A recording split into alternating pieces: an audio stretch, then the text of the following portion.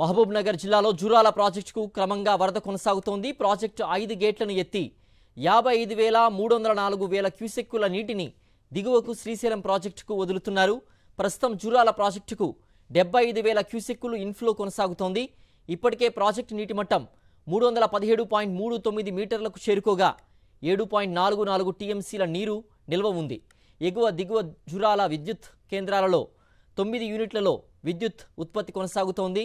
నదీ పరివాహక ప్రాంత ప్రజల్ని అప్రమత్తంగా ఉండాలని అధికారులు సూచిస్తున్నారు.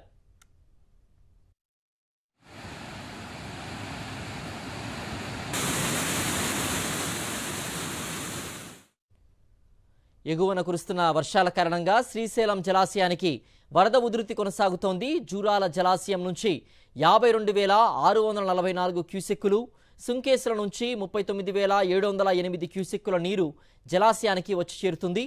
ప్రాజెక్టు 2 గేట్లు 10 అడుగుల మేర ఎత్తి నీటిని దిగువకు విడుదల చేస్తున్నారు. ప్రాజెక్టు ఇన్ఫ్లో 92,352 క్యూసెక్కులు, అవుట్ఫ్లో 1,20,222 క్యూసెక్కులుగా ఉంది.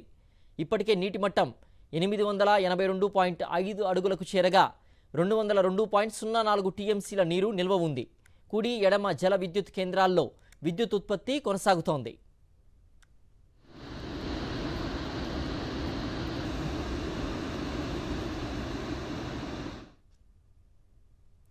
నాగార్జున సాగర్ ప్రాజెక్టుకు భారీ వరద కొనసాగుతోంది. ఇన్ఫ్లో 120,222 క్యూసెక్కులుగా ఉండగా అవుట్ఫ్లో 32,638 క్యూసెక్కులుగా ఉంది.